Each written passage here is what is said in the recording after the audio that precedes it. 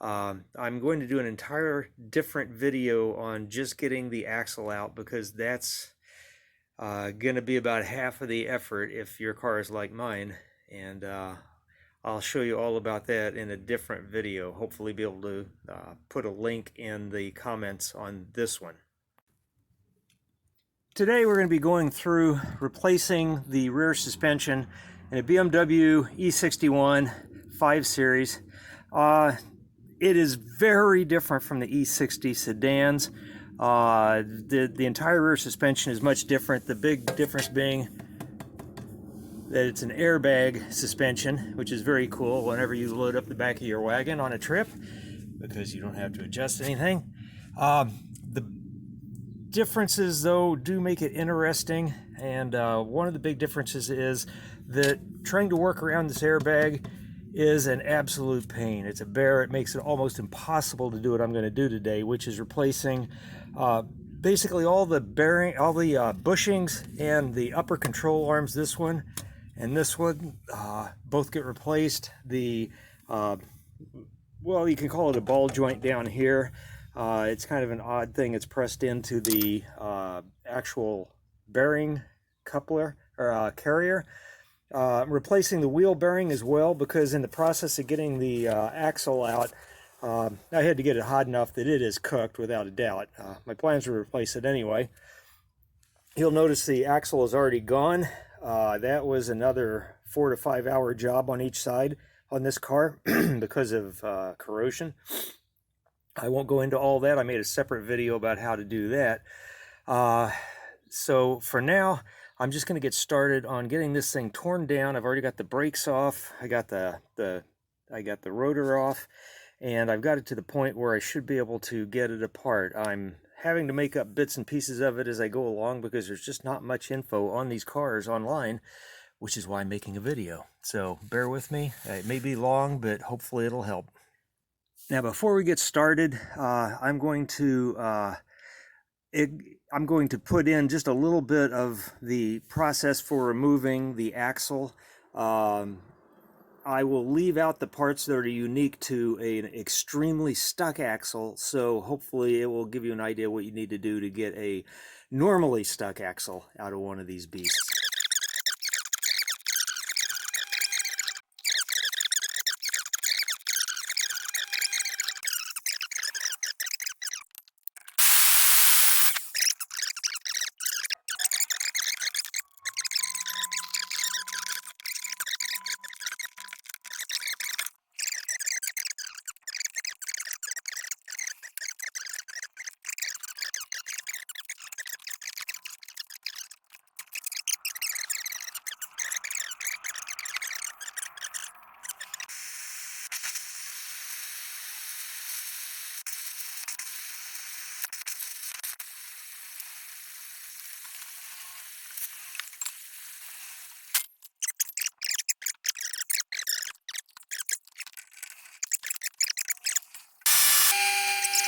Okay, the first trick is to deflate the airbag, and to do that I come over to the right side, which I've already rebuilt, learned a lot of lessons, and basically the air lines you need to access are back up inside of here, so this panel down here has to come off.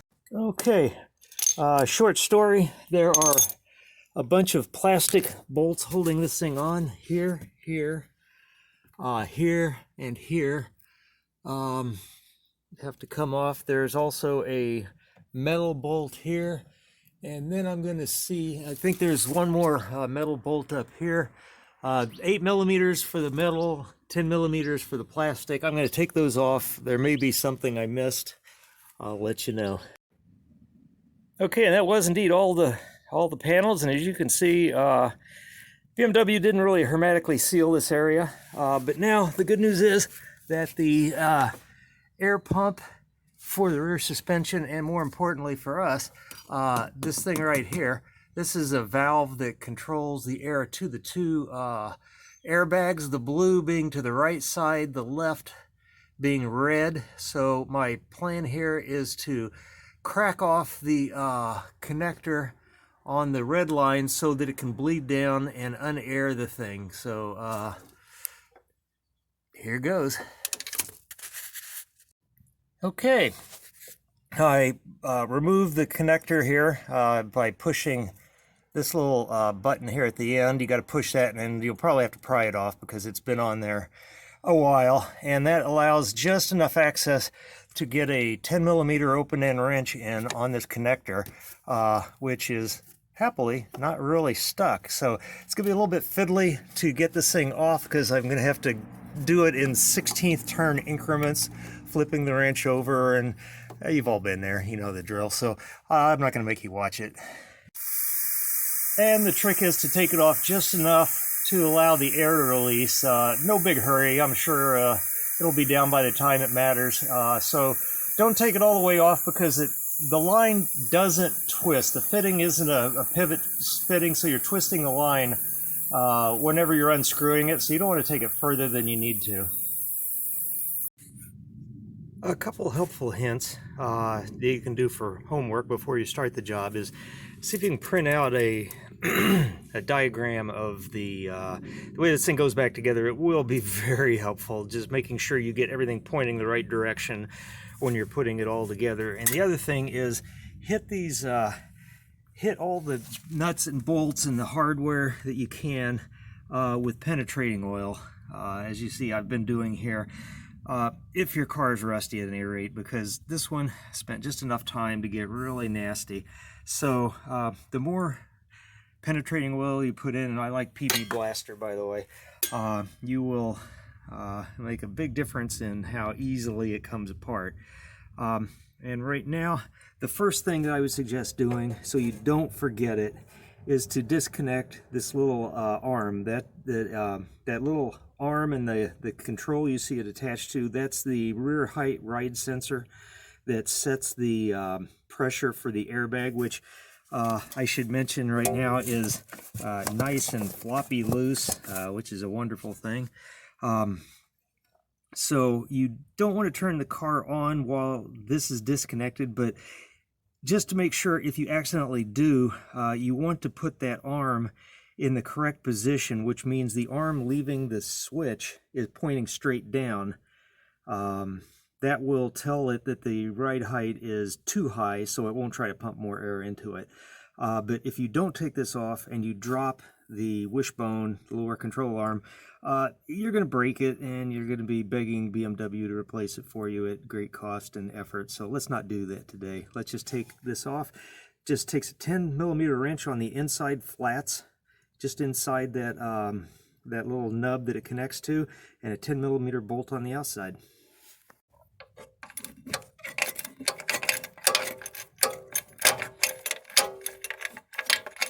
And it becomes a two-handed job pretty quickly, but you get the idea. And as I said, parking the arm in that position when you're done with the part closest to the switch pointing straight down will keep the compressor from kicking on at random times, which would just be annoying at this point, so let's not do that. I'm going to start disassembling by taking the upper control arms off. This one is just holding everything together.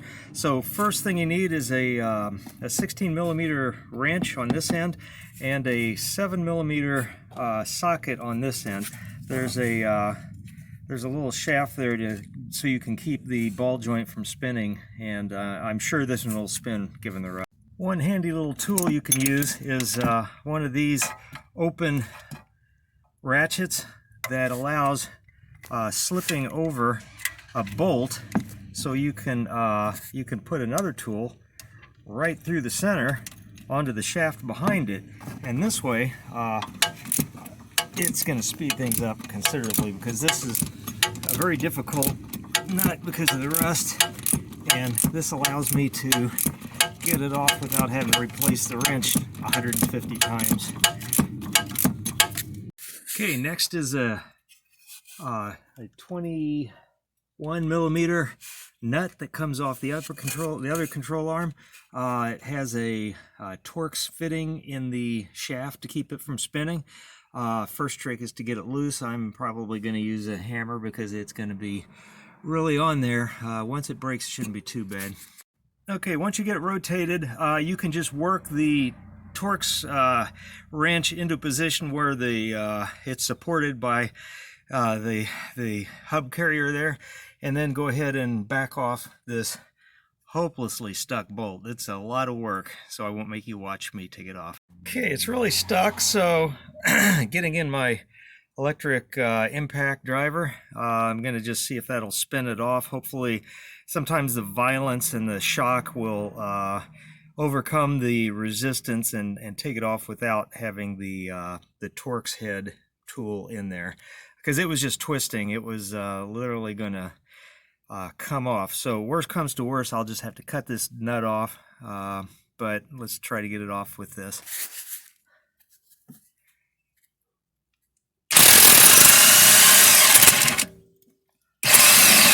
Okay, as you can see, it's definitely spinning the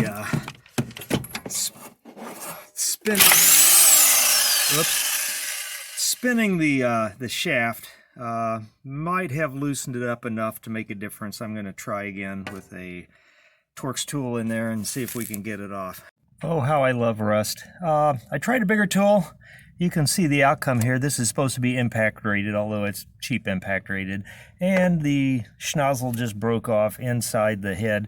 I don't really have an option here but to cut the nut off, so that's our next step. Well, I thought I might get lucky. I heard something pop, but unfortunately, it was just the tool. I don't think it put a dent in that nut. So I'm back to more violent means to remove that, and let's see where we go. And before I get too carried away using power tools in this area, I'm going to get rid of this card, this cable here, which goes into a sensor that lives inside the hub carrier here, that goes to the ABS and speed sensor. You want to take that out before you do too much, just to protect it, and then we'll remove the these little holders here that keep it connected to this upper control arm, so we can just move all the everything out of harm's way.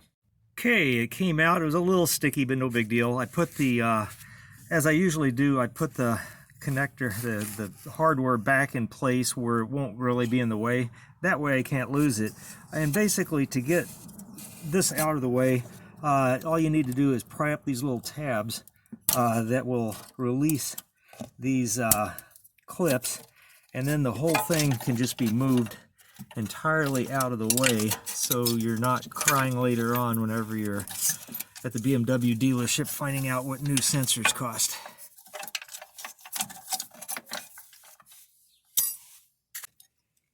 Okay, eye protection on, and it's basically just going to be a brute force process. I'm going to be grinding on this bolt right here.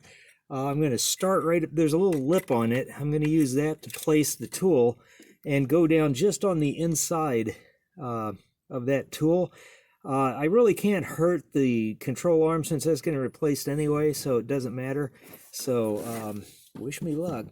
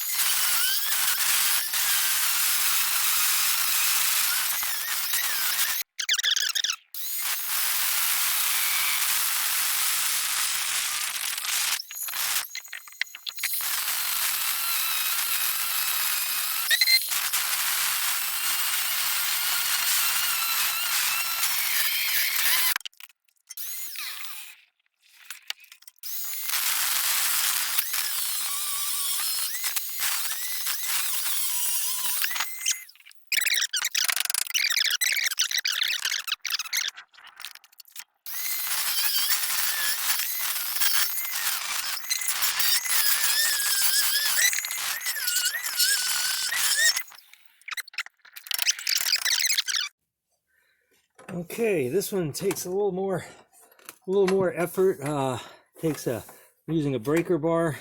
I've got the 19 millimeter nut on the other side captured with a wrench. So Should be able to get it off here in short order. Okay, it's fairly loose, but it's taken forever to do it this way. So I'm just going to put a 19 impact on the back side and hold the bigger nut with the breaker bar, and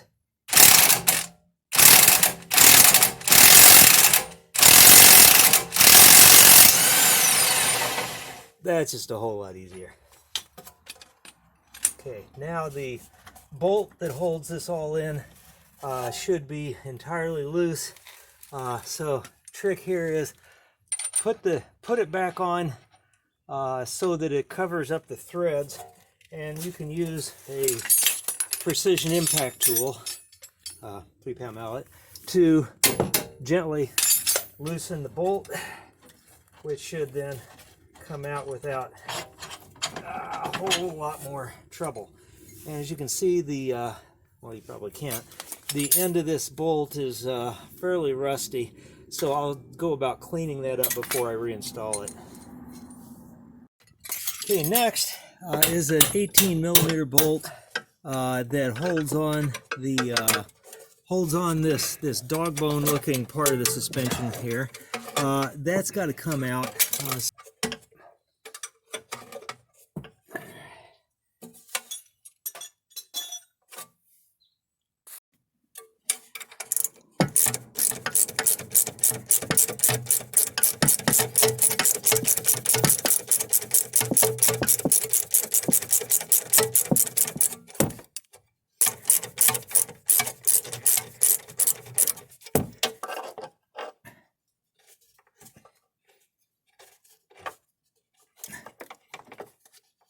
What can I say? It's a long bolt. Okay, that's out. So now this is getting to the point where things will start coming apart easier. Okay, and that's out. Okay, so now our hub carrier here is floating pretty loose. The thing that is holding it in is going to be, okay, this one upper control arm is still not entirely out, but it's totally loose. But there's also a the emergency brake cable comes in to the back of the emergency brake here. You can see that right there, and it can be released in the mechanism up here, and I've never done that, so I'm going to work my way through it and see if I can get this off, because that will allow me to take this whole carrier out where I can get to the wheel bearing and the hub much easier, and more importantly, I'll be able to press out that ball joint, which proved to be very difficult on the other side. Okay, there's a, you can't see it at all, but there's a 5mm hex holding the emergency brake cable on with a little tiny bracket, and surprise, surprise, there's a little corrosion here, but it is coming off. So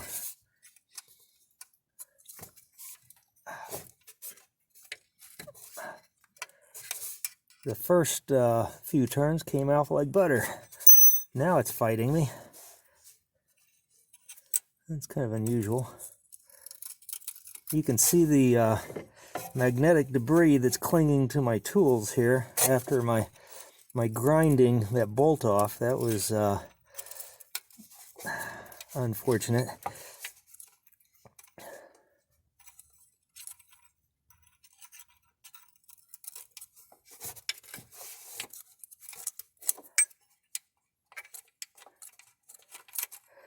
Okay, it's out. One of the problems you're likely to run into is that this emergency brake cable is just locked in there, solid as a rock. I did some research and determined that yes, it is not threaded. It's just prone to corrosion. They may have added glue. I don't know. But at any rate, my philosophy at this point is to add some PB Blaster to it, which I've done, and then just put a set of hefty vice grips on it and just start moving it. And you can see, if you look very closely, that it is actually moving. And nothing on this car is easy, but I'm hoping with just a little more patience, I'll be able to get this thing free. And once that's done, I'll be able to take the whole wheel carrier out, take it over to my press, and start working on it. Hey, after just a couple minutes of grunting and straining, it's actually the point where I can pull it out. Now there's a release up here on this mechanism somewhere, which I have to figure out at this point. I believe it's probably this guy here. But I'm just going to try to work this cable loose so I can pull it out from the back. And once I've done that, it's free and I've got the wheel carrier out. Okay, being lazy, I gave it one more shot. The trick is to push this down, put your screwdriver above the cable head, which you can see, and then push it down. Apparently there's a slot in there that it needs to clear. I can't see in there at all. But you push the cable down while you're pulling on the back, and voila. Yeah, I know better. It comes out. So that's a beautiful thing, boys and girls. Okay, she's out. And that's great news, because that's going to make getting this beast out just a whole lot easier. It's actually pressed in from this side, so it's going to be a little tricky because of this angle here, but I think I can rig something up in my on my 12-ton press to get that out. At the very least, it's just going to be a lot easier doing it out in my driveway than with it bolted to the car. And while I'm at it, I can get these reverse Torx bolts out, which, if you recall, the other side are very rusty, so they fight all the way out. So that's going to make that a lot easier. I'll be able to go ahead and press out the, take the wheel bearing out of the hub and get that reinstalled with it out of the car. So just trying to make it as easy as I can on myself. It's a relative thing. The first thing to do is going to be locate this, locate the C-ring here, which is inexplicably added by BMW to keep this press fit bushing in. I don't know why. I guess they feel it's necessary, but the other one was a bear to get out. I'm hoping this one will be a little bit easier. If your car is not rusty, it just pops out with a little effort with a chisel and a hammer. It'll just pop loose. In mine, it only came out in increments, so it was pretty violent. So let's get this soaked down and get it out. First step, probably remove some of the grunge. It can't hurt.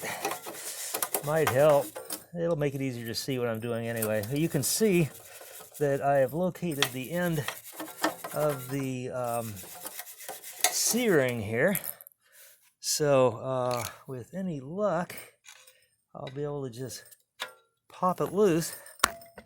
Whoops.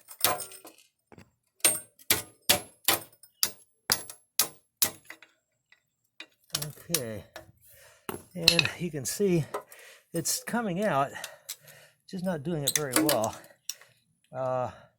I've seen videos where people are doing this, and it about half of the circumference pops out on the first little love tap. That's just not going to happen on this car.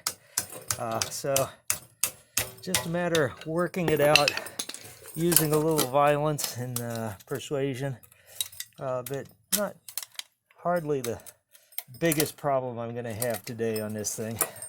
So again, just it's being held in with rust and 15 years of inertia apparently. So best thing to do is just keep on hammering and pushing and twisting, and probably at this point getting a pair of pliers on it to twist it out, because it is definitely fighting me tooth and nail.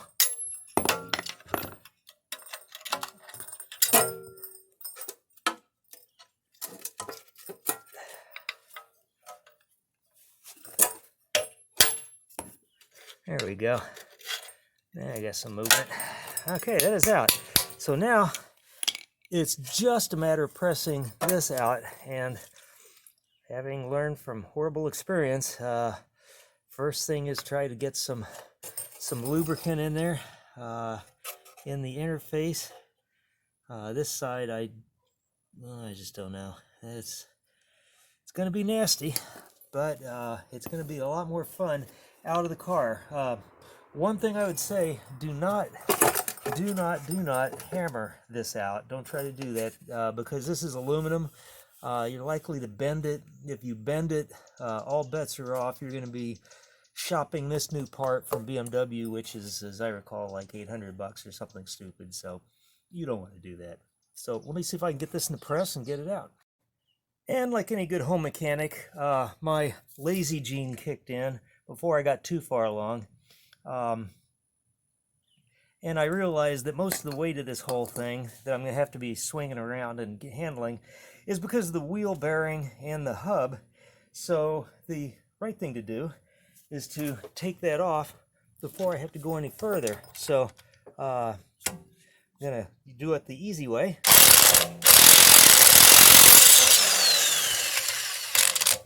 And that's a relative term.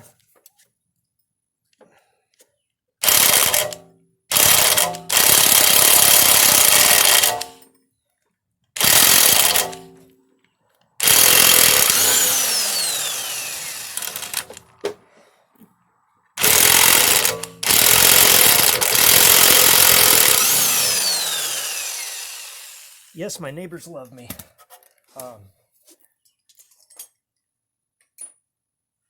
And these in the back are just a little harder to get to, so I'm going to use an extension, which sometimes renders the advantage of a impact moot.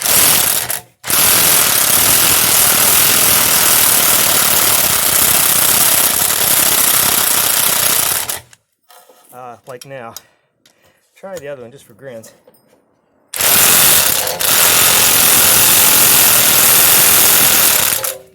Okay, trick there is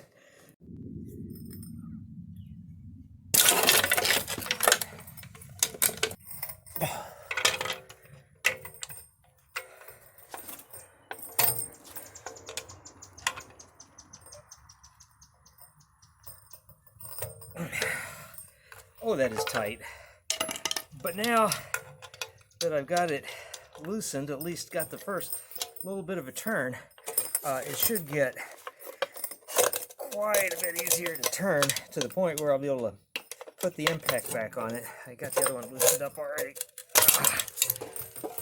No fun. Alright, so impact.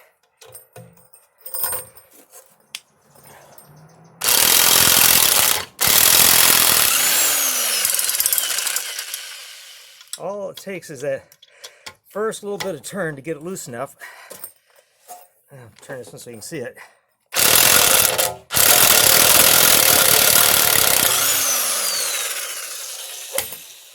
All right. 1, 2, 3, 4. And in case you're worried about hurting those, don't, because the new hub does come, the bearing comes with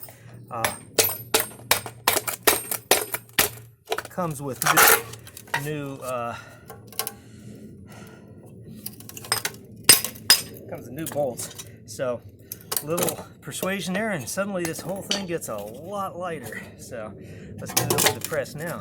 Okay, next step is going to be try to use my my 4x4 ball joint tool, which is essentially a press that can work around these angles, I believe, to get this thing out. And I'm going to have to configure it. It'll be a little bit of a bodge, but hopefully it'll work, and I'll show it to you whenever I got it all set up and ready to pull. Okay, one of the difficulties I had with the last one was working around this nice chunk of rubber that's part of the this ball joint. So there's no reason to, oh my goodness, keep this intact because it's just in the way, and I can't believe how much rust there is inside this thing. Boys and girls, don't buy cars from the north if you can help it. Come on out to Arizona, spend a week, find the right car, drive it home, be happy. At any rate, get this off will make it much simpler to slide on the necessary adapters to push this out, and ideally I will do this without slicing my fingers to shreds. That would be a nice change on this job. I believe that's probably going to work. That'll go on there. It doesn't have to be pretty, just has to go down more or less flush. And then I have to put some sort of device on this side that will clear the other side coming out. It's a little bit tricky because of this piece of metal right here is definitely in the way. Ideally, this would have a little notch in it here to allow it to sit flush. I don't think that's going to be a problem, but let me get it set up so you can kind of see how we're going to. Okay, there it is. Nothing pretty. I'm using an impact wrench just because I'm a lazy boy. I'm going to try to tighten it down. It's not really seated well on the top, as you can see. It's because of that angle, it's definitely going to be crooked. That might cause some issues, but hopefully it'll be able to generate enough force to push this thing through. So let's hope so anyway.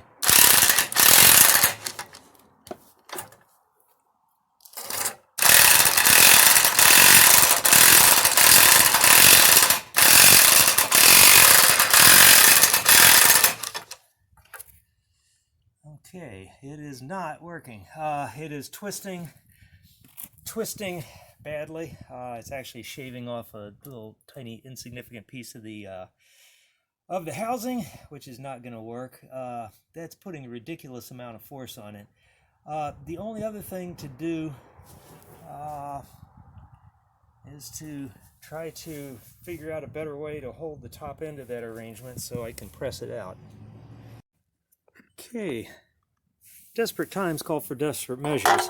Basically what I've done is I've gotten the other adapter out of my my bearing press kit, which I know is not sturdy enough to push this thing out, and I've essentially marked it where it's going to interfere, and my plan is just to remove material from the edge of that. I've been kind of following that template right there. To allow it to fit in there flush, because once I get it in flush I can put some real pressure on it and then do some good. So let me work on that.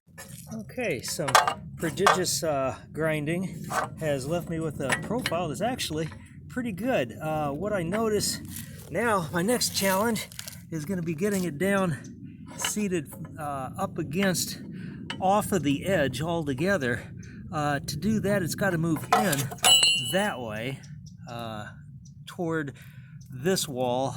So I think the trick is going to be to reduce the radius of the wall of this thing. So I'm going to have to grind off a section of the outside wall here to make that thinner. It's probably not doing the strength of this any good, but it's a pretty stout piece of metal, and the vast majority of it will still be there.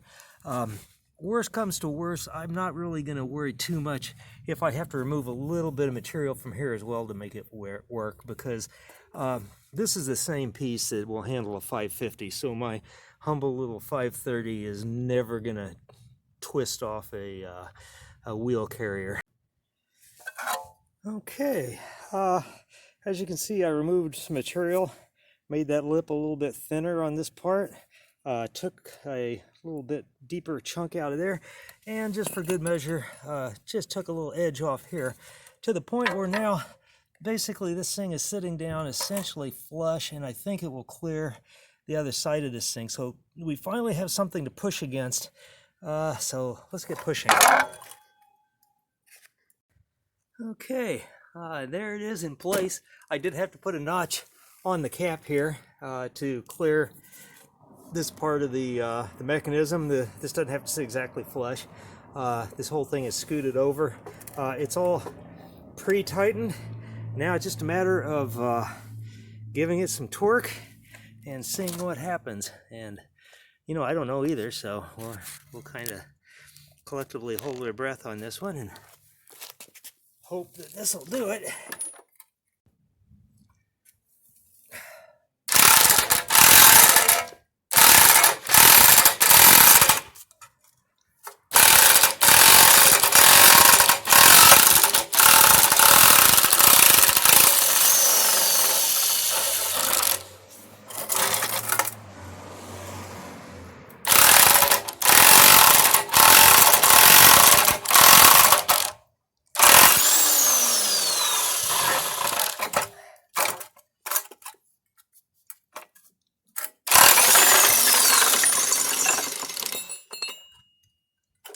Okay, there we go. Kind of boogered it up, and I believe I've now got my bit of press tool stuck in there, but that's definitely going to be easier to get out than the ball joint was. So there's bits and pieces of it left in there, which is probably why it's so tight. What I said about not using a hammer doesn't count. Not hitting it very hard at all. All right, and there we go. There's a pretty good gar on the inside. I'm going to have to sand that out. They say it's best not to use much sandpaper.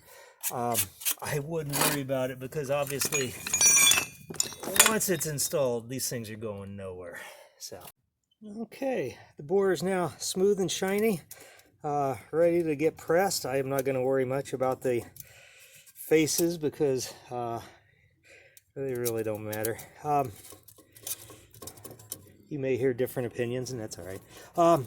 Any rate, I will now be able to press in the new bearing, which is, and another little hint is always use the OE or equivalent, in which case this is made by the same outfit that makes the BMW parts. They just cost about half as much if they don't have BMW stamped on them. Okay, one last little glitch. To get the proper device on here, and actually this is the smaller one, but basically it doesn't matter because I have to put a cap on it that fits. This shield is in the way.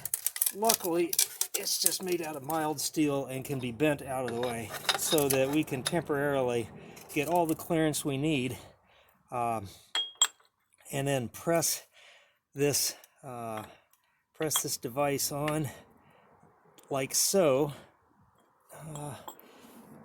using the okay, it took several iterations, but I finally got a stack on there that seems to be about right.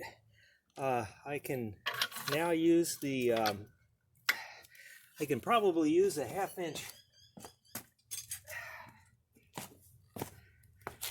ratchet to get it, but as soon as it gives me any trouble, I'm going to the impact, and you can see it's pressing in just like butter. Okay, it's seated. Okay, so that is now right where it ought to be. The only thing left is the obligatory snap ring, which I'm sure this thing would just fly out without it. And by the way, I did put an awful lot of grease in the slot so that the next poor guy that has to do this job won't have to fight with the snap ring like I did. So this one should just go right on. That's the theory. Kind of get the center on, and then you work on the ends and make sure it's seated. Okay, that's in there. So that was one hard part of the job. Okay, now while we're playing with this particular thing, I'm going to bend the shield back, and you see how easy that is. That's That's much easier than working around. I'm going to install the hub and bearing unit, but first I've got to press apart the two. I got to get the old bearing off the old hub. Okay, any of you who managed to see the video of me taking the axles out of this beast, remember my 10-ton press. I basically could not figure out a way to put the wheel carrier on the hub and have it actually line up so I can put pressure on it. But then I remembered I had this. I think I might be able to configure it for a 2-jaw press and get a good purchase on the carrier and press that thing out. So let me give it a shot. Okay, to do this I'm using my probably serious overkill 10-ton puller. I configured it for two arms instead of 3 because that lets it grab the ears better. Otherwise you got 2 of the arms just floating in the really narrow lip here. The other thing is that I'm using a large socket that's just smaller than the outside diameter of the hub where it comes out. So by putting pressure on it, it's going to push that socket down through the hub, which will essentially release it from the bearing. That's the theory anyway, so let's see how that works out.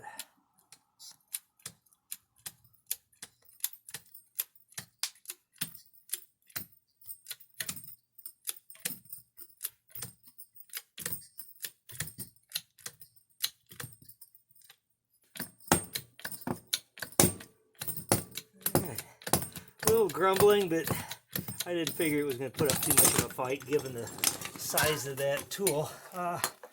Okay, and this is what typically happens. It comes off and it leaves a souvenir of the inside race, which is, of course, got to come off. Now, I've had pretty good luck just using an air chisel to just hammer the thing off, and it usually will break, but in this case I'm just going to go ahead and use the since I got the grinder out, I'm just going to go ahead and cut a nice slot in this until it's loose enough to just pop off, so I really don't have to mess with it very much because I'm getting tired. Okay, and you can see I didn't show you all the violence involved, but I cut a notch through it and then I just hit it with a chisel. I'm sure I dinged up the hub just a little bit, but again, this is a serious piece of kit. It's the same kind of hub that goes in cars with double the horsepower. My little normally aspirated 6 will never hurt this. So now I just gotta go ahead and pry it the rest of the way off. Okay, the next challenge is going to be that there was actually a fair amount of rust. You can see that it's not too pretty down inside the bore. There's a lot of people just try to replace this, and hey, that's fine. And I mean, I did beat it up quite a bit taking the axle out, but not to the point where it's going to make any difference at all seating a wheel properly. These can be cleaned up fairly easy, and I'll show you the way to do it. Okay, first step, I'm going to apply just a little bit of PV Blaster to it, just because I like this stuff so much. It'll just help loosen things up in there. It dissolves rust, so it's a good thing it'll start on it. Now the next step is basically as simple as taking a screwdriver, and I'd start at a known point. I always start here at the hole for the extra bolt to hold the rotor on, and I just go down each of the splines. I cock the little screwdriver right, and then I cock it left. It's just a regular screwdriver. It's got a hardened tip on it. If you use the El Cheapo screwdrivers, it's gonna wear out and get soft and not work very well. But so you're just going down the splines, cleaning them out, and you lean left to get up along the edge of that first spline, then you lean right, or you do it the other way, and you go around each and every spline in the thing, and you'll feel the roughness disappear as you do this. And your trick is you just keep hacking away at it as long as you feel you can feel some rust in there, And it doesn't really have to be perfect. I mean, ideally it will be, so it will be easier to get the axle on. And should I ever have to do this again, and I really, really hope not, to get it off. So I'm just going to go around the entire hub, do more of the same. Okay, well, it should be easy enough to see that it's just a whole lot better than it was. If you can see in there well enough to see the splines look fairly good.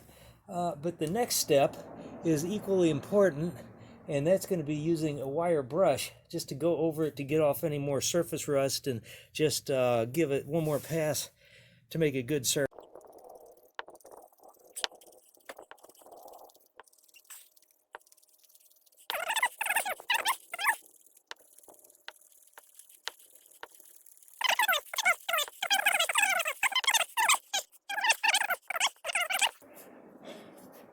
Run a rag through it just to really take out any debris that's in there. And yeah, it's going to take a little bump. All right, there we go.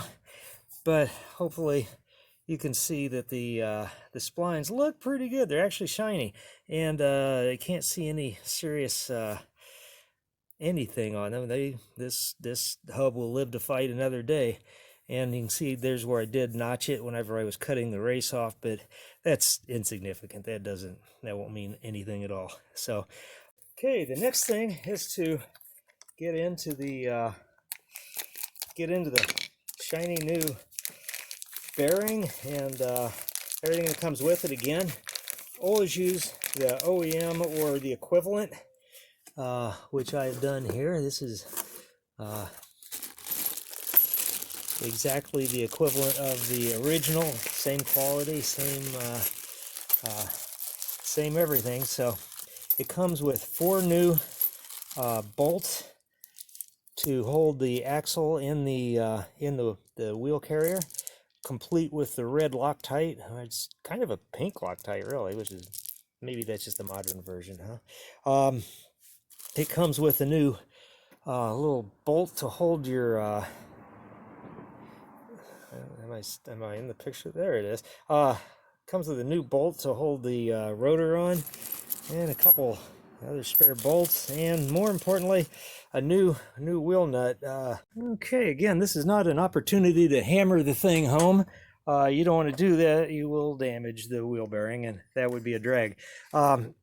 Basically, you do not want to push on anything but this inner race. So what's happening is, by pushing on this, you're just pushing a metal shaft, a heavy-duty metal shaft, over another one. So there's lots of force and lots of violence going on there, but none of it gets transferred to the bearing itself, because all the bearing is doing is holding the weight of the housing whenever all that's going on, as crazy as it looks.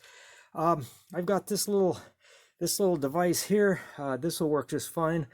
You can use a socket, you can use a lot of things. You just want something that's going to sit down and contact nothing but that metal. So that works. And then it just gets gently centered, and I'm going to bring the press down into the center of this device, and hopefully do it without it falling off, because that usually happens when I'm making these videos one-handed.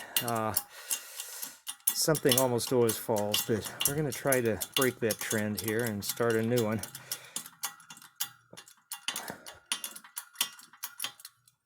Okay, so now it's important to kind of make sure everything is started square and straight, and that looks pretty good. It's a little tiniest bit crooked, but that will usually resolve itself with, you saw it jump there, I hope.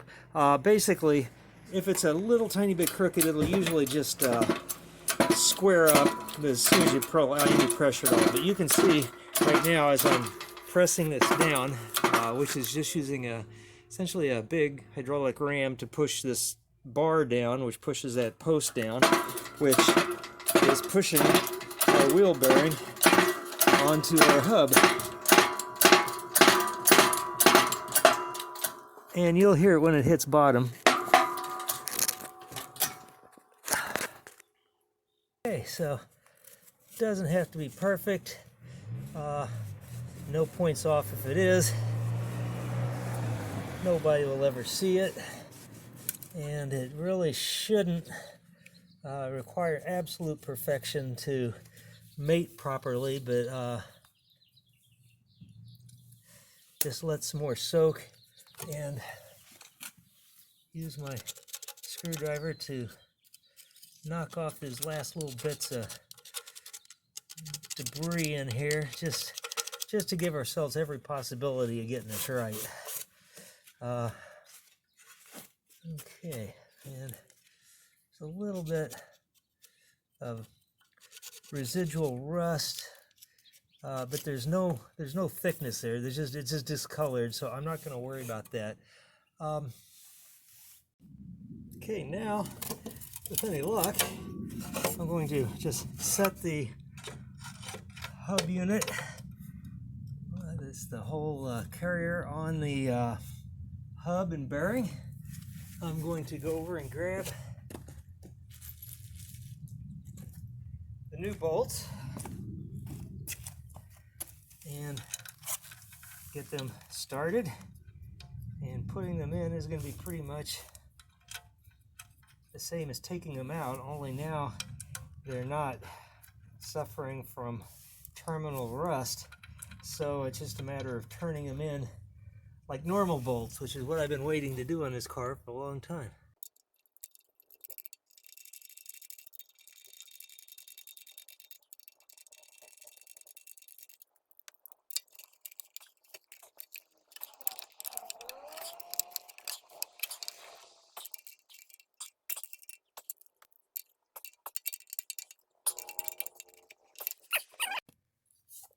Okay, might as well be lazy and make sure and use eye protection.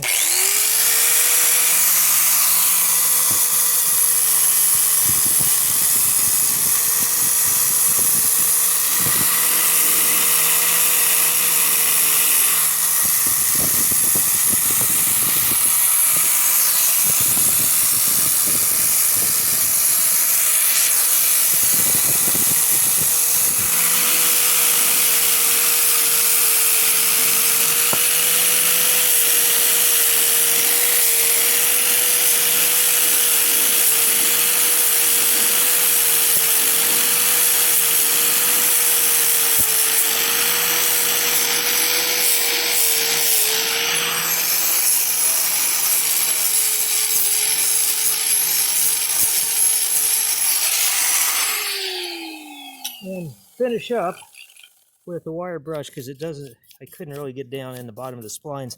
But what I've noticed is that no matter how rusty the hub is, the axles seem to come out of it pretty good. This has got no signs of corrosion or anything serious going on there at all, so I'm very confident be able to reuse the axle and the hub, and that the two will go together like peanut butter and jelly. Okay, there's a couple little tiny bits that I don't think are going to mean anything, but I'll go ahead and scrape them out well, hey, because I can, and anything to make assembly more simple and straightforward, I'm all for. Okay, now the threads are clean, the flutes are clean for the splines. The axle looks like crap pretty much, but hey, welcome to salt weather axles. The other little bit of maintenance I'm going to do here is that is to go around. You can see the rust on the ends of these bolts. Well, that's just going to make them harder to put in. Okay, so I'm just going to go around and spin them as I hit them with a wire brush.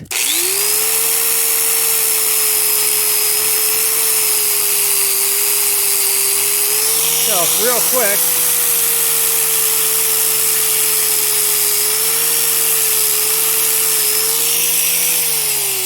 So you can see that just takes them back to as new status. And by the way, they stay in here pretty good. I've never had one fall out.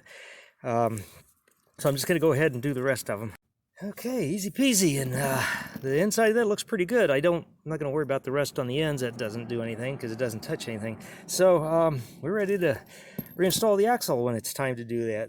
Okay, I'm going to remove and replace the upper control arms, starting with a 16 millimeter nut on the back side of this one. Keep in mind, this is the adjuster. It has an eccentric that lives down inside that slot, you can see, and there's an eccentric shoulder on this bolt, so as you rotate it, it moves this arm in and out. Thing is, I'm fairly certain that the rust on this one is going to be enough to kill it. The last one just snapped whenever I broke it off, so I'm just going to use a 16 millimeter wrench, closed end. I'm going to multiply my torque by using another wrench on it like this, and just going to push and see what happens.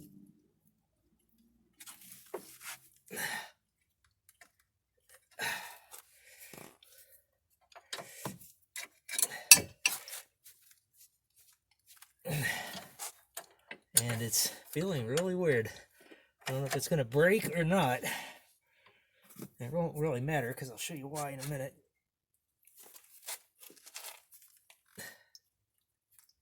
Oh, that is nasty. Okay, but if it'll come off. And that's kind of what I expected. Okay, so needless to say, that's not really the outcome you're looking for when you're doing this job. So now, basically, all I need to do is take out the other side, which is going to be, should be a lot easier now that there's no nut holding it, but strangely enough, it seems to be just as just as frozen as the other one. So I will apply some hammer. And here's the reason I wasn't really worried about it, because I have a bag with a new bolt, a new nut, and a new very special washer that goes with it. So I anticipated that was going to happen because the other one broke in exactly the same way, and there was no reason to think this was going to be any better. So I now have a whole new kit to reassemble that, which is a good idea anyway, as this one does get removed and adjusted more than the others. So it's a good idea to replace it anyway. So now I just need to get out the old one.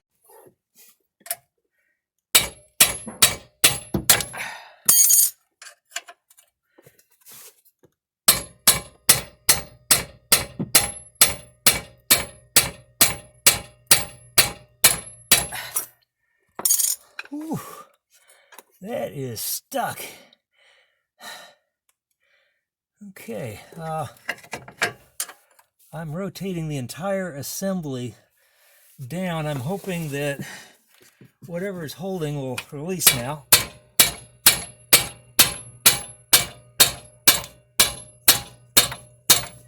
Huh.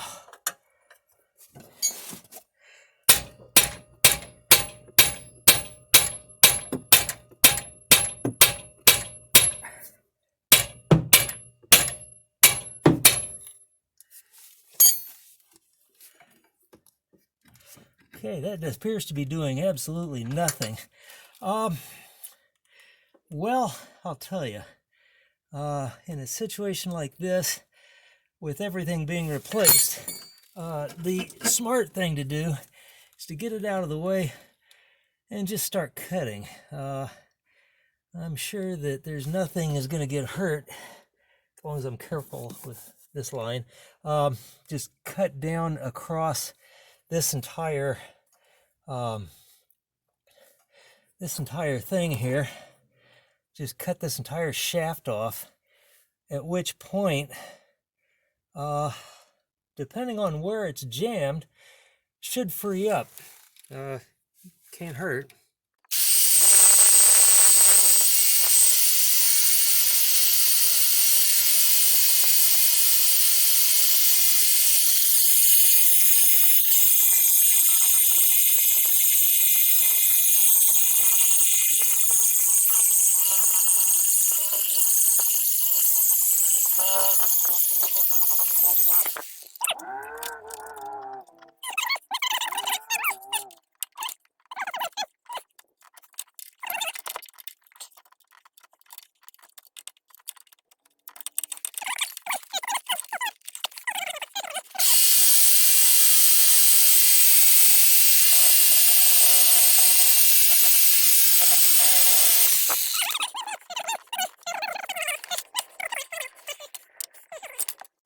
Okay, now with any luck, I'll be able to grind this off without messing anything else up. I don't think I'll have to take everything off. Once I get through the outside circumference, it should loosen up and allow me to chisel it off. That's my theory. I'm gonna stick to it.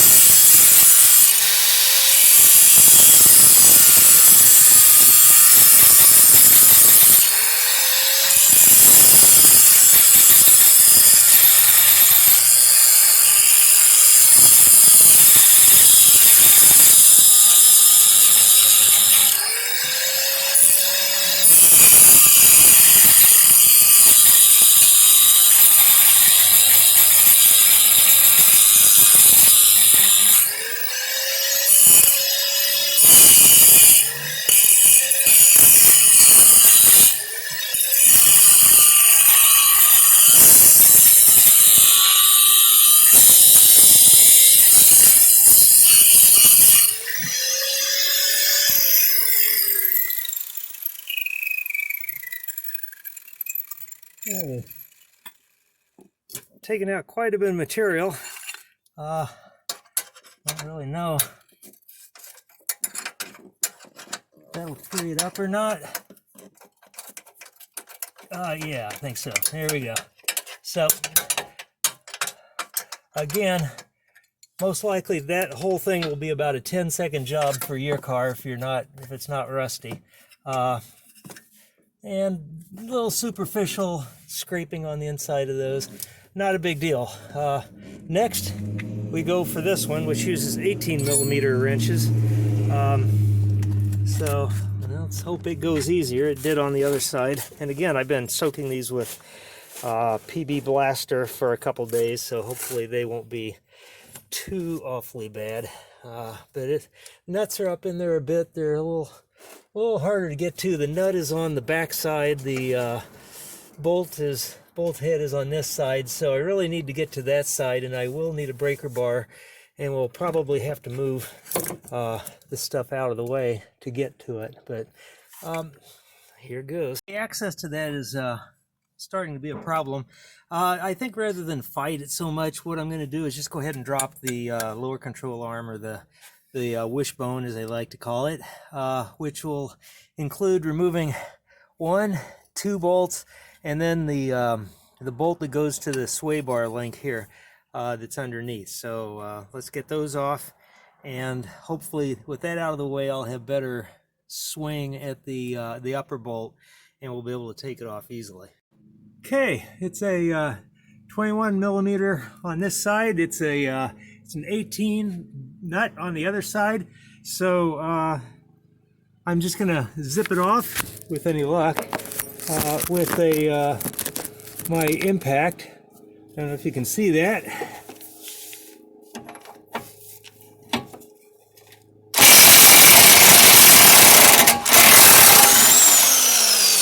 Probably should have mentioned this earlier. I'm planning to do a driveway alignment. If you don't want to do that, if you mark the position, you can see how there's a slotted hole here, and as you turn the nut, the bolt, it turns this nut on the other side, and it turns a bolt that has a similar head and slides the back of the arm back and forth. So I'm just going to set it kind of in the middle, and then I do have an alignment jig to do an alignment to at least get it close enough to drive it to the alignment shop, which is probably the best answer. So I'm going to take this bolt out and then move on to the next one. Okay, and next thing I'm going to get it off is this sway bar bushing. So what I'm going to use there is a Torx. I think it's actually a T35. This is all I had, so it was damaged anyway, so I just hammered it in. And we'll use the ratchet to turn. Hopefully you'll be able to see what's going on here. So I will actually hold the wrench in place and then turn the ratchet with the Torx fitting on it, which is easier said than done right now because my angle, etc., etc., etc. Okay, and I think the easiest thing to do at this point is just unscrew it by hand, and hallelujah, it seems to be free. All right, good deal. So now there's another, okay, the problem is this rear bolt, the nut rather, on the control arm, it's actually the front facing nut, is obscured by this this brace that goes catty-cornered across the car.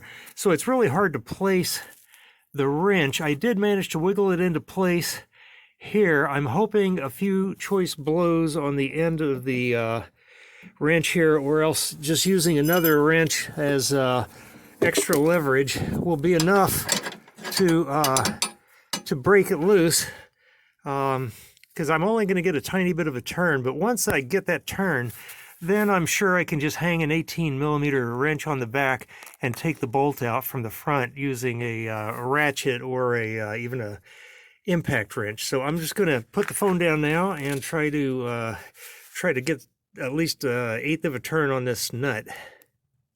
Okay, there's just enough turn there to just barely get to the next flat on the wrench. So if you turn it as far as you can and then reverse course and take it off and rotate it back and put it back on, you get it. So right now the nut, the bolt itself is turning with the nut, although now it's not, but it's loose enough that I'm sure I can take it off from the front with just a plain old ratchet and an impact if I can get it in there. Okay, the easiest solution was just a ratchet with a couple wobbles just to get the angle to get up in there to turn that bolt out, which is, once you get broken loose, not that hard. So now it's just a matter of taking it the rest of the way out, and I'll have this this control arm totally loose. Okay, with the bolts loose, and this is actually loose now. It was probably loose before. It was just jammed. Basically, there's nothing at all holding the control arm in, and so now we've got a clean sweep of everything that needs to come out has come out, and we're going back in, except for that pesky upper control arm, which we'll get to a little later. Okay, and as expected, I'm laying on the ground under the car. I was able to get a wrench on the nut, which was kind of totally obscured by the control arm. I put a second wrench on this one to maximize the torque, and got it broken loose to the point where now it's a simple, and that's a relative term, matter of putting a ratchet on the bolt end and turning it off, which you can see it's already got the control arm loose. So now I just got to turn it off until it clears the nut, and life will be good. Okay, and there it is in all its glory. It's out. The issue with these is that these, and then you can see this one's starting to go. That's what really prompted this whole thing. Is the front one on the right side got wobbly, and under power it would allow the right rear tire to toe in and start wobbling and doing all kinds of horrible things. We burnt a rear tire off in the middle of a road trip as a result. Gotta fix that. So I'm just replacing, of course, all the bushings, which include these two. Now this is a $400 part, about the cheapest you can get it if you go with the original quality part. Luckily, you can get just the bushings for a small fraction of that. You do have to be able to press them in and out. Okay, and once again, I've got the control arm sitting in my 12-ton press. Got the appropriate adapter on top. I've got the appropriate adapter on the bottom. The one on the bottom just to hold it up to allow clearance for the bushing to exit stage left through this area. and this is just a touch smaller than the outside diameter of the bushing, so it's still pressing on the metal, so we should get good metal to metal contact. And I tried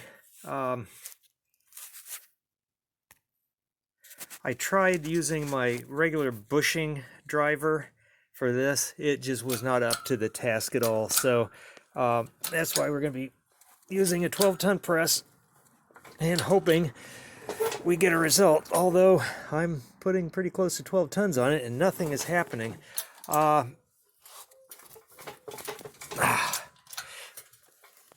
right, that's all she wrote, folks. Okay, whenever you get no movement, the only other thing you can do is add a little bit of heat.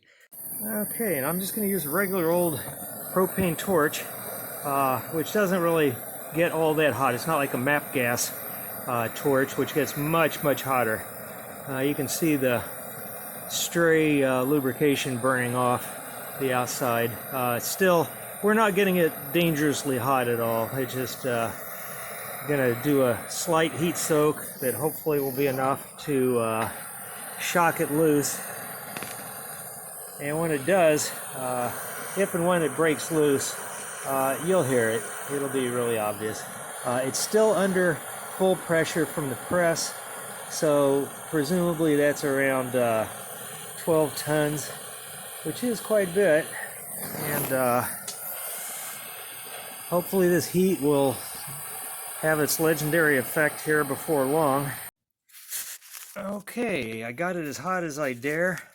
At this point, all I'm going to do is I'm going to leave it under pressure, and I'm going to continue to add a little blaster to it. It does seem to be wicking down into the interface between the control arm and the bushing, and if that's the case, I fully expect it's going to get in there and do some mischief and get it loosened up. I'll go ahead and put a little bit on the other one while I'm thinking about it. Couldn't hurt.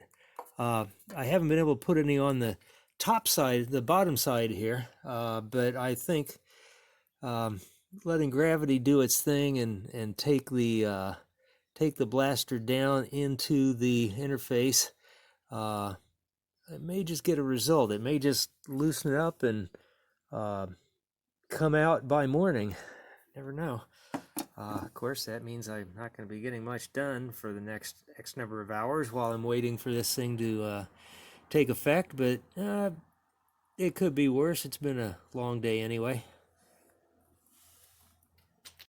And sometimes, boys and girls, the answer is a longer handle. So I just basically all the above. I use the heat, I use the penetrating oil and the pressure, and I just got a bigger handle and push harder. I thought it was at its max. I got a little bit more out of it, and that, as it turns out, was exactly what it took. So it's freed up now. I should be able to just push this right on through. So that's the next step. The old bushing, all the corrosion, that's what made it hard to get out. And you can see where the penetrating oil actually did get in there a little bit, so that stuff is probably would have gotten it loose with less force if I would have just left it overnight. The inside of that is reasonably good. I'm going to clean it up just to make the pressing easier, and I will use a couple passes of sandpaper. Do that at your own discretion.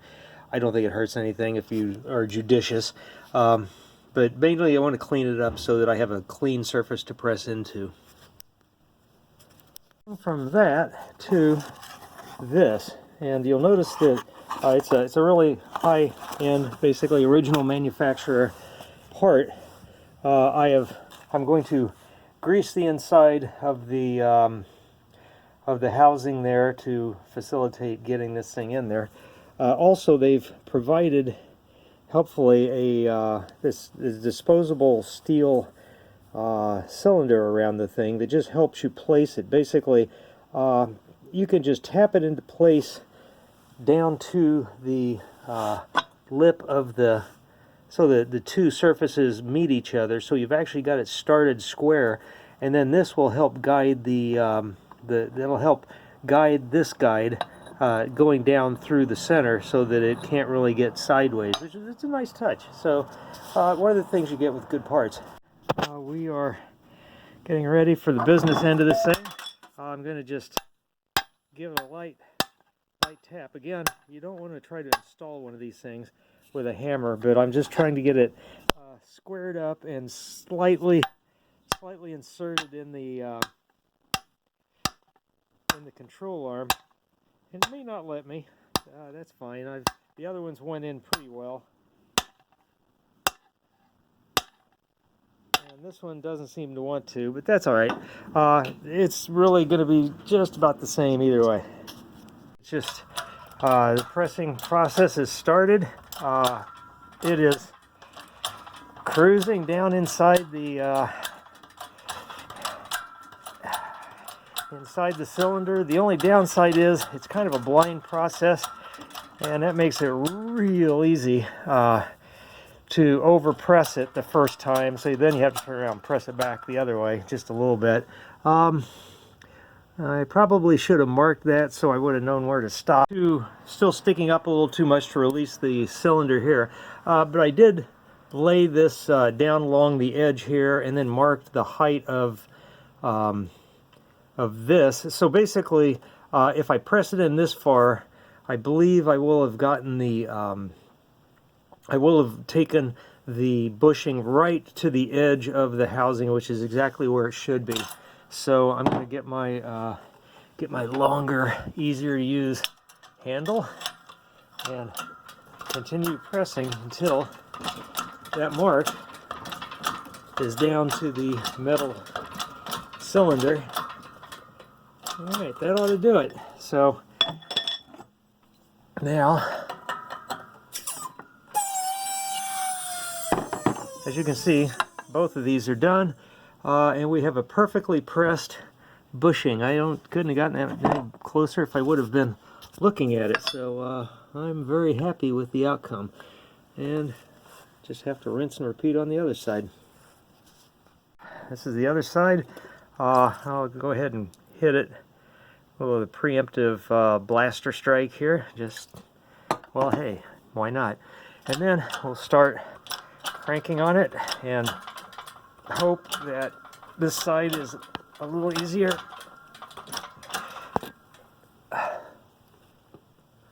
Well, it seems to be walking a little sideways. I don't like that.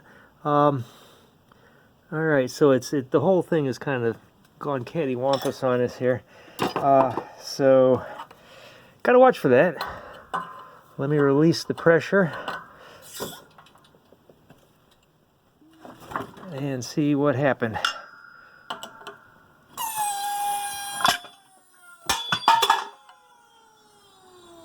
The astute among you will notice I've got this thing flipped upside down. I'm just going to try pressing it out from the other side.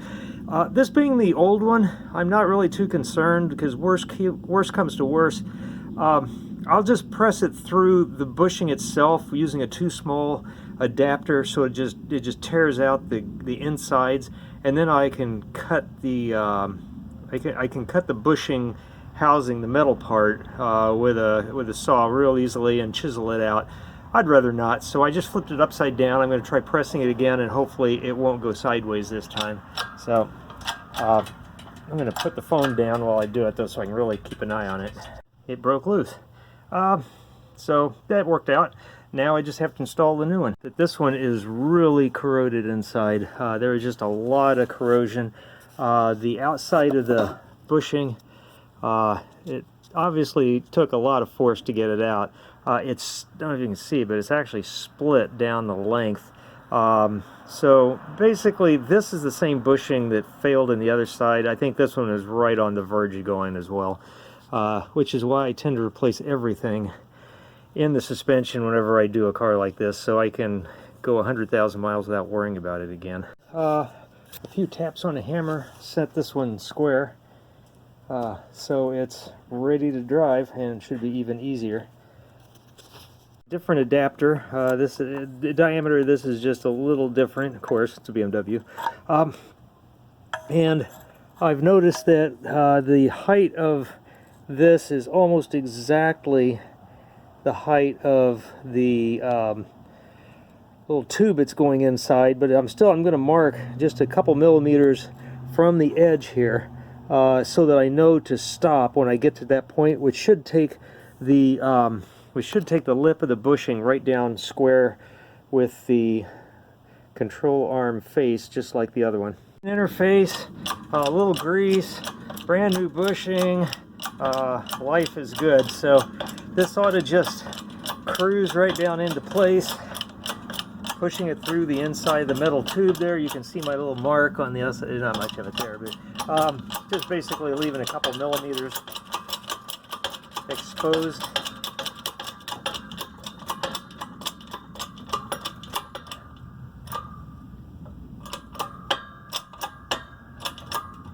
And I'm going to call that it. So now, with any luck, I'll release the press.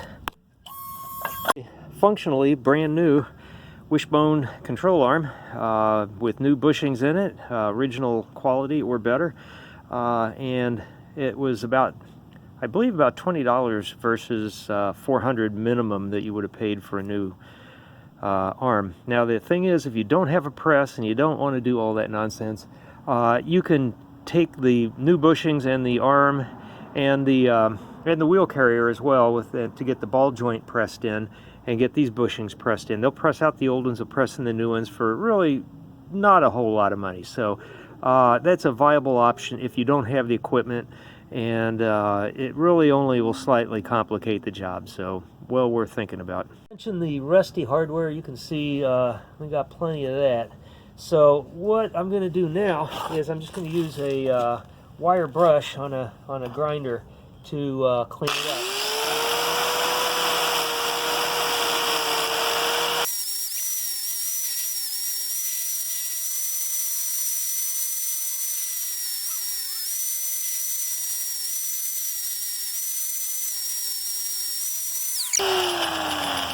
And I should reiterate, I'm wearing eye protection because these little bristles fly out regularly and smack me all over the place. So you do not want one of those in your eye. I get them buried in my blue jeans regularly, so wear eye protection. The next parts to go back in are the new upper control arms. They come with nuts. This one comes with a nut for the ball joint as well as a nut for the bolt that goes on this end, so that will replace, let's see, it'll be that one, I believe. And then I'll have to reuse the bolts, of course, which is why I cleaned them up, and we'll get those mounted in, but not tightened down. You don't tighten them down until you're done and you have the suspension sitting at right height, because that sets the bias on the bushings. And if you just bolt them in and tighten them down and then set the car down on it, they're going to be twisted their entire life, and that's going to put them under a lot of stress. They're going to fail much quicker, and after doing this job, you don't really relish doing it again, so let's do it right. Upper control arm first. Pardon my hands. And relatively easy with the swing arm and the control arm out of the way. Just push the bolt through. Of course you can't see a thing, but it's being pushed through back there, trust me. And then wiggle the control arm until the other end comes out. Make sure it's got a healthy dollop of grease on it. Wouldn't hurt to put a little bit inside the nut. And then let's put the nut on the back side. Oh, I'm really producing bad video here, but you kind of know what I'm talking about if you've followed me this far. So, okay, it's in there. The bolts are not tight. It's still quite loose. I'm going to get it closer than that before I tighten it down. I'm going to tighten it down a little more than that just so I don't have so far to go. But now I'm going to install the other control arm.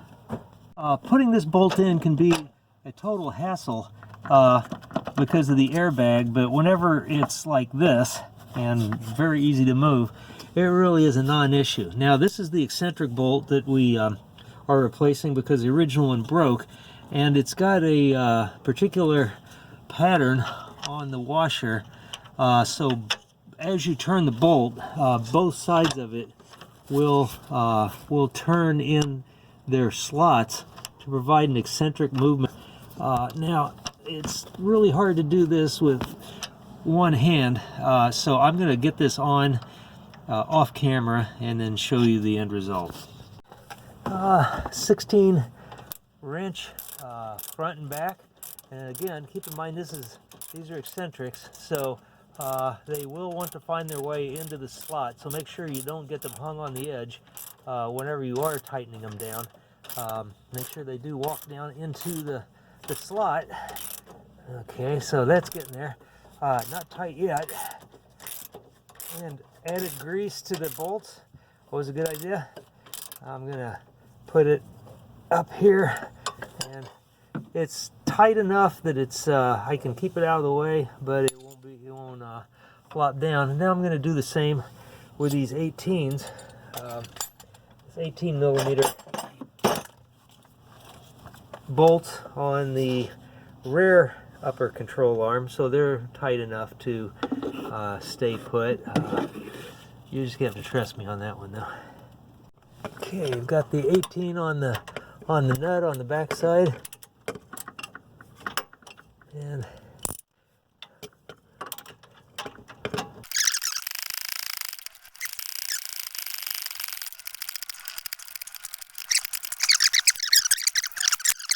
but you do not want them to take a set and be under tension after you do the fix. So, you know, back it off just a little bit. Okay, now you can see the shaft is rotating, so we're golden. All right. And it's about time to get this thing back together. Got the lower control arm / wishbone all cleaned up. Got all the interfaces polished and cleaned up so there's no grunge left on them. Bushings in, got all the hardware pre-greased so I don't have to stop in the middle of the process. You want to use a lot of grease on this stuff just so next time you take it apart it'll be easier.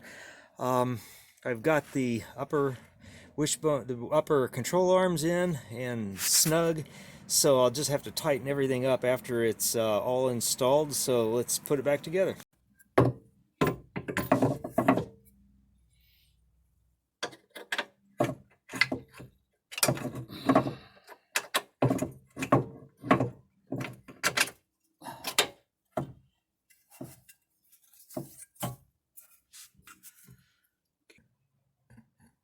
Okay, put the eccentric washer on where you can where it will find its slot and loosely tighten everything into place.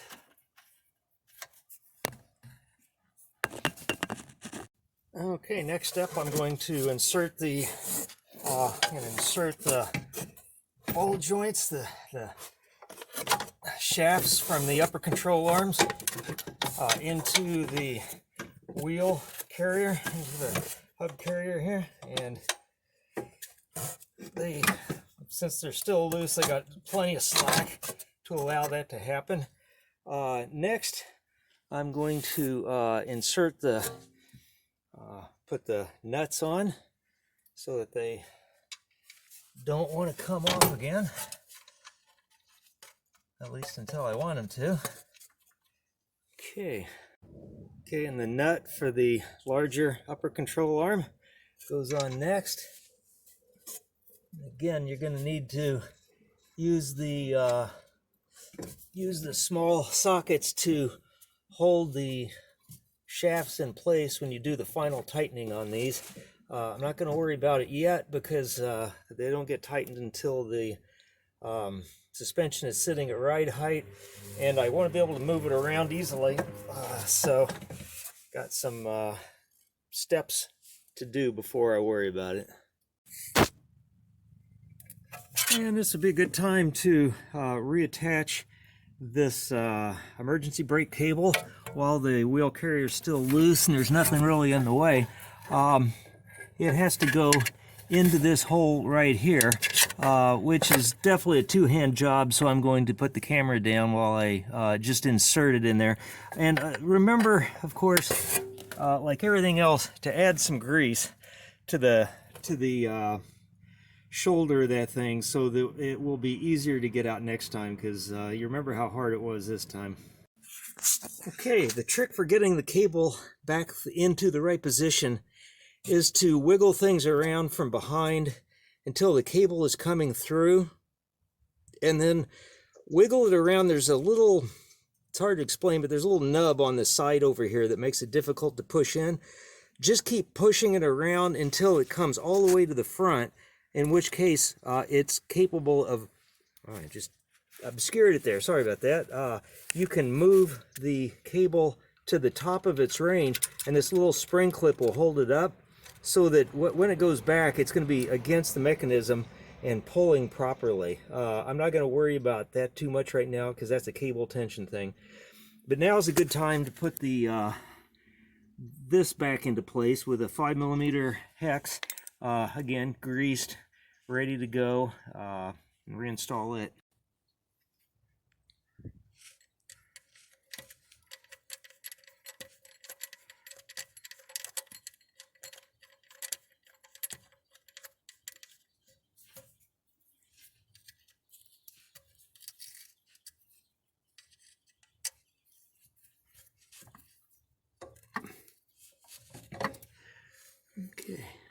Okay, and the last major new piece is the little dog bone looking thing that connects this end here goes on the ball joint, and this holds the wheel carrier and the control arm together. Okay, this end, it just slides up on the end of the ball joint, and the other end, if you can see it, lines up with this hole up on the wheel carrier. Not that you can see it, but you'll know where it is if you've done this. And there's just bolt that in, and then next we'll put the long bolt that holds everything together in.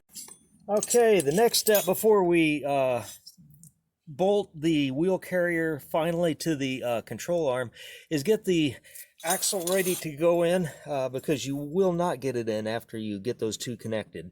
There's just no way to move it. So you can see I've added a prodigious amount of grease, including some around the outside, just to try to keep water from, you know, creeping around the edges. The bolts all have a nice coating on the outside of the threads, so that'll do it.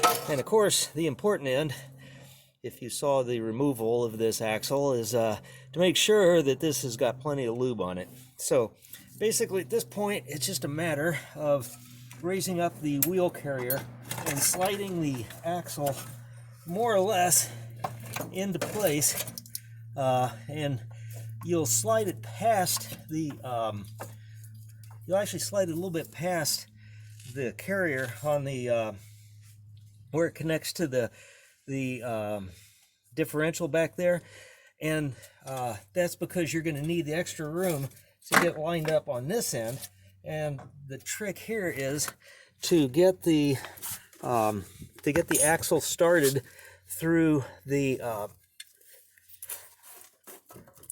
splines of the hub, and it's fiddly, and you don't have to get it all the way in, but you do want it so it's lined up. And the way it's angled right now is making it more difficult, so I'm going to stop and move the camera so I can get a better angle. Okay, it was easiest to get in with the axle, with the hub carrier up a little high. You can see it's sitting kind of on top of the perch on the control arm, so it's sitting much higher than normal. It just gives you the angle you need to work around it. You can see that the rear of the axle is off to the side. That's fine. You just need the angle. Once the axle is pulled into place through the hub, and you can see the axle, that's about as far as you're going to get it. Now, one of the tricks I'm going to teach you is you need a special tool to get that axle through, and everybody who works on these things will tell you the same thing. There may be violence that you can perform, but it's probably hard on the axle. Get the right tool. I'll show you how to use it later.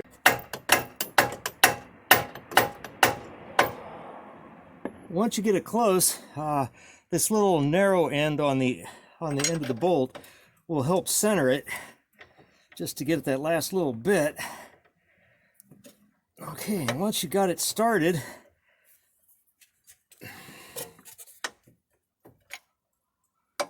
which it should be, it's just a matter of tapping it through, and it should go through the other end with just a little more wiggling, grunting, and it helps if you can curse in German, I think. Okay, and then insert the greased and cleaned nut on the other end.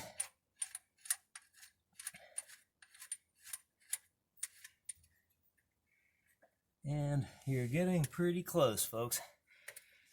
Next thing maybe is let's go ahead and put on the shock bolt.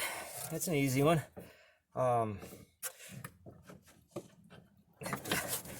Raise the whole assembly into place a little bit. Again, have it well greased and cleaned and ready to go in. This is a long one. I really didn't want it to fall out, I guess. This one you can go ahead and tighten down. That's kind of the only thing you've been able to really tighten down at this point, because it's just on a bushing, and it's not going to require any further tightening or adjustment. Okay. Next, let's get that axle connected so that we do not have any issues with it. I don't want it to come loose in the process of tightening everything else up, so this is as good a time as any. So that's nice. This is the tool you're going to need. This is a special tool that can be used on a number of different cars, and what it is, it's got very, very thin-walled sockets, and they're threaded, you can see, and basically they are sized so that they thread on to the end of the axle in between the hub and the axle. They're thin enough to do that. And then this is just a little puller that helps give a gentle pull back with the axle to get it extended where you can get the nut on it. So let's do that now. For doing the BMW, at least the E61, the socket you're going to need in your kit is the M27 by 1.5, the 27 being the diameter, the 1.5 being the pitch, the M meaning metric. And so you can see how far back that axle really is. So basically this just goes in and threads on carefully. Do not cross thread it or you'll hate life. Okay, go ahead and screw it on as far as you can get it, at least by finger. I think that's plenty. I mean, I got probably 10 turns on it. So next, it's a matter of installing the puller portion, which is going to look something like this. I guess the thing that you realize is that this, just to show you how it works, this part threads in here. Okay, so and this part, it's got a little notch, not really necessary for this car, but probably for some others. Okay, this goes on. You can see there's a hole in the back, which you insert this through, and then you want to back this down where it's out of the way, and then thread this into that. You thread this, you can feel it going into the socket that you installed on the axle. Okay, and you want to go ahead and thread it as much as you can get it. You don't want anything to come loose in the process and strip the threads out and have you going to the parts store in the middle of the job to buy another one. So okay, there it goes. Okay, that's in there. It's nice and snug. This nut screws down, and you want to get it the shoulder down inside there. Okay, and you can see the whole thing snugging up, and doesn't really take a lot of pressure. I can see it's already pulling the thing out. I believe it's a 24 millimeter wrench. So trick here is just go ahead and turn it. Yeah, it's turning the hub. Okay, removing the tool. You can see that the this part is out much farther than it was. And when we remove it,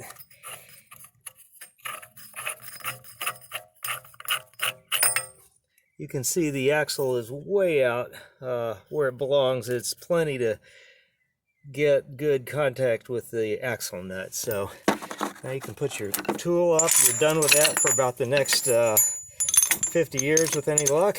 But you do need one if you're going to be working on a BMW and doing anything to do with the axles. Okay, the other thing you're going to need, which you've seen if you saw the removal part, is a special axle nut kit. Basically nothing fancy here. They're just impact rated 12. They're basically 12 point, which is what BMW uses. You got to get one that looks just like that. Fun fact, the originals on the car were 34 millimeters. The replacements with the nice high quality bearings are 36 millimeters. So make sure you have both, unless you can verify that your new axle comes with a 34. So at any rate, just get the kit, and that way you can help your buddies out when they need it. Okay, carefully start the start threading the nut on. There's probably be some stiction because of all the previous violence done to the threads, but so it's definitely started. Now my next step will be a little controversial. I'm just going to drive it on with an impact. I'm not worried about over torquing it because this thing's torqued to 310 foot-pounds. My torque wrench is good for 300 foot-pounds of torque. So no matter what I do, I won't over torque it. But I'm just going to snug it up just so I don't have much play at this end, and I can go ahead and put the rest of the suspension together without worrying about anything slipping.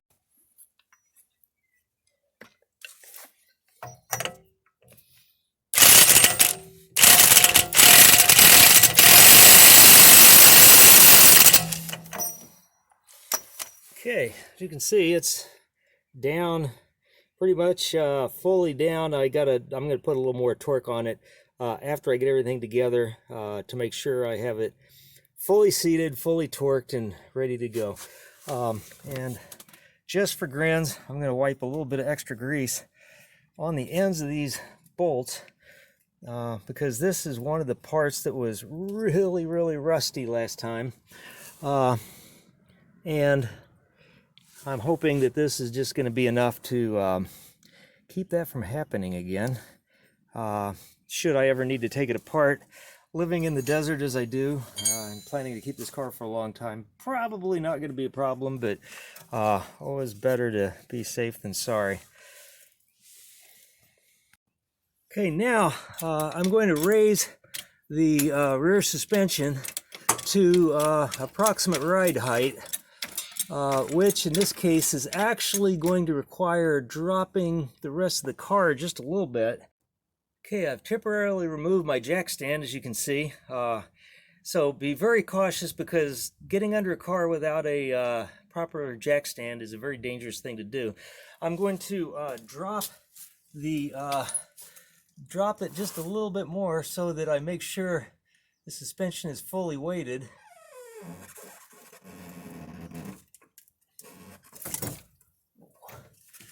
Yeah, that's a little more than I needed right there. So it's definitely supporting some weight now. It's definitely at pretty close to ride height.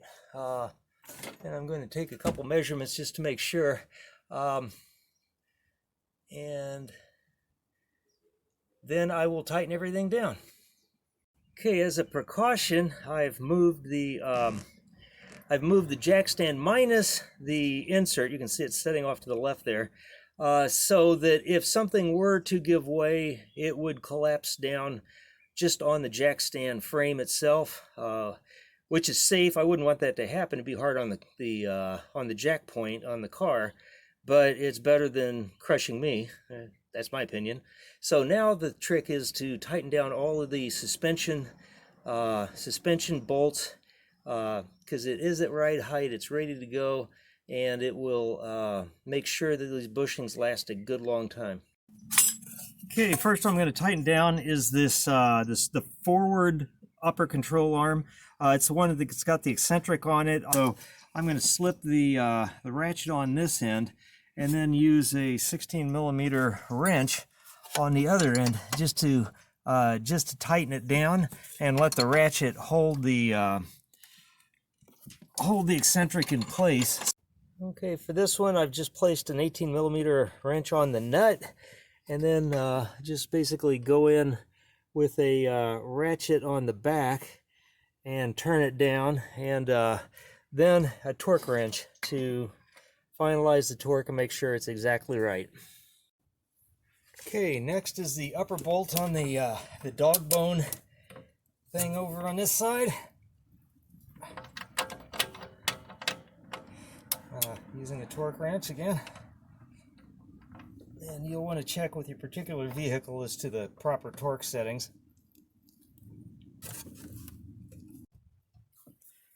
Okay. And there it is. Okay, next I'll do the long bolt at the bottom, 24mm wrench over the nut on this side. I'm going to brace it against the fender well there, and come back here and get on the 18 with my torque wrench.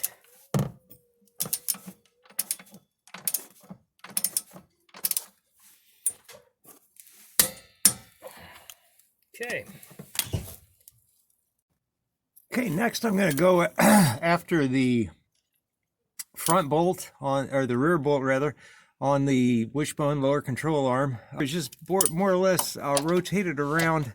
You can see how moving it is moving the control arm back and forth. You can see the movement there. So I'm just going to shoot for kind of an area right in the middle there. I'm going to put a wrench on this side, tighten up this side, and once I get it tight, then I will finish it off with a torque wrench. Okay, just wedge the 18mm on the nut back there and tighten it from this end, which is much easier than trying to go the other way. I can do that now because the nut and the bolt are both been cleaned off and well greased, so it's very possible to tighten it from this side and then finish it off again with the torque wrench to make sure that it's all done up correctly.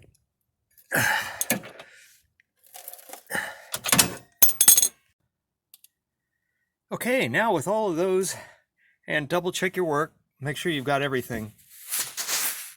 The only bolts I haven't tightened down are these two up here on the upper control arms, but these are ball joint connections. They spin. It's not like a bushing.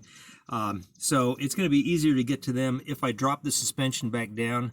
So what I'm going to do is raise the car back up a few inches, replace my jack stand in the right situation, and then drop the rear suspension back to where it is so it's easier to work on. It also will make it easier to get the sway bar link in, which would be just impossible at this position. Okay, tighten this one. Trick is get your 21mm on the nut, and then you need a 10mm, and I'm doing this blind, 10mm ratchet, and then it's just a matter of turning the bolt home while preventing the shaft from spinning with the ratchet. So it's gonna take a while, so I'm not gonna make you watch all that, but you get the idea.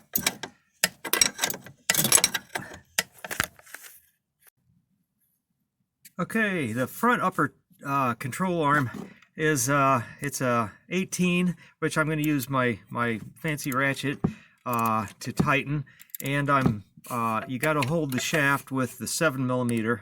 So I've got a extension. I got an extension socket going through the center of my ratchet. You can use a regular wrench, of course, just like I did on the other side. If that's what you got, it just takes longer. Next, I'm going to put the sway bar link in. Make sure that your other side is at kind of the same right height that this one is. I had dropped it to do something else, and it was obviously not going to go in, so I just jacked up the other side appropriately, and now it's just a matter of wiggling things around to get the sway bar link bolt back through this hole. So I'll have to do a little prying, which is a two-handed job, and I can't get my camera tripod under here, so you won't be able to watch. Okay, next I'm going to rotate this this clip carrier here, this thing that just holds the cables that go to the analog brake sensor and such onto the control arm. But it's a two-person job, so I'm not going to try to do it on camera. I can't get a camera placement where you can see it. So it's a little fiddly. It's I'm thinking the new control arm is just a little bit fatter than the old one, so may be difficult. Okay, put the wheel speed sensor, ABS sensor, back into its home. Should just slide right in, a little bit tight. Then you just reinsert the 5mm hex bolt that has fallen.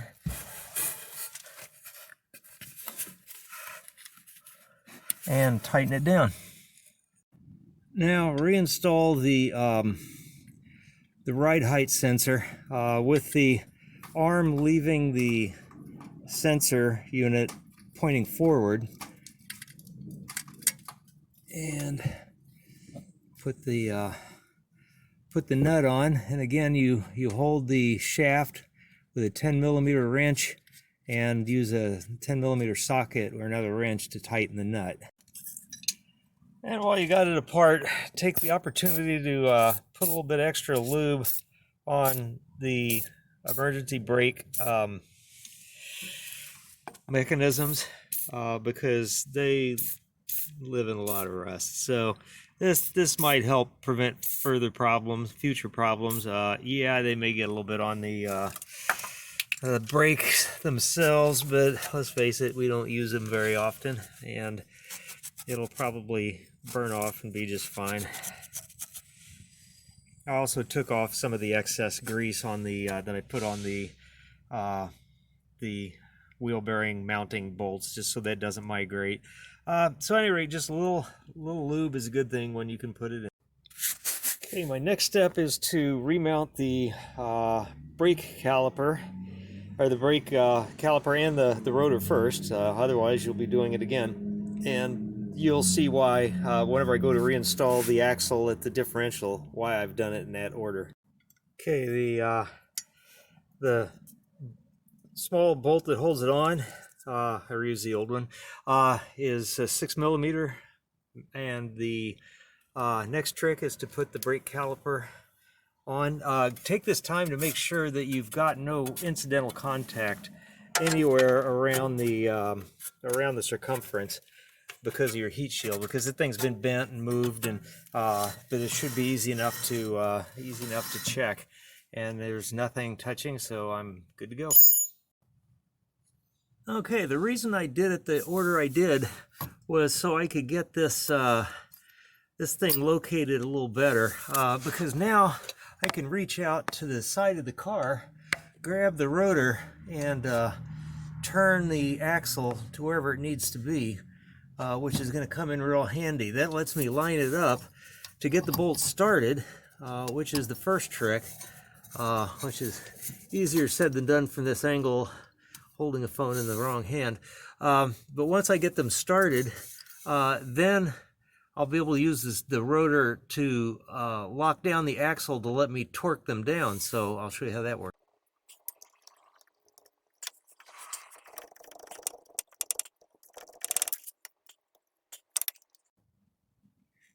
Okay, now it's time to torque down the bolts that I've got snugged down. That's all I got done at this point. Here's the trick. You can slide a screwdriver into the slot in the rotor that's between the two halves of the rotor through the brake caliper like this, between the mount and the caliper. It'll keep it from rotating, which will allow me to put proper tension on those bolts one at a time. So I'll torque each one, rotate it a sixth, and rinse and repeat until I'm done. Okay, one thing to add, that's very tight because of this rubber CV boot joint. So I find that the easiest way to get this done is I use a very short wobble extension. It's only a couple inches total, probably an inch actual extension, which allows the head, it allows some movement, freedom of movement on the socket itself, which is a inside out. It's one of those backwards torques. What size is it? It's an E12. So you will definitely need one of those to do any axle work on a BMW. So make sure you get it seated. It'd be very easy to strip one of these. Okay, and now I've got the axle locked at the rotor. Just a matter of snugging it down nice and tight. You could use a torque wrench here. I'm a barbarian, I'm not going to do that. Okay, once it's done, gently wiggle it off, and that's sometimes a difficult process. Just have to keep moving the ratchet back and forth while you put a little gentle backwards motion on it. Get a fingertip behind it. There you go. So there's one. I just have to take my screwdriver out, rotate it with the rotor around to the next one, and reinsert my screwdriver, and just keep doing that until I've got them all. Now it's finally time to come back over and retighten our connection to the airbag to allow it to pump up again whenever we do finally power this beast back up. And it's a little fiddly because of a lot tight access here, so take your time. It's an old airline, so it is subject to breaking, and you don't want to do that. So take your time getting it tight. It doesn't have to be gorilla tight, just nice and firmly snug so that it's not going to leak air. Otherwise you'll have another issue. We'll be back here shortly doing something else. All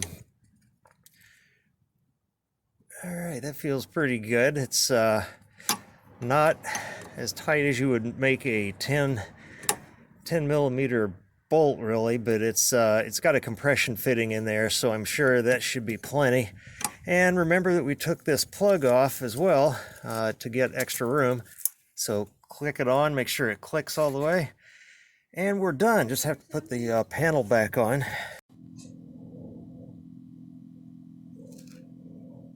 And whenever you drop it, it's slammed because the air was all out of that bag. So now it's just got to work its way up, which isn't too slow. It's not exactly good for the street scene for the lowriders, but it's pretty good. A lot faster than my motorhome.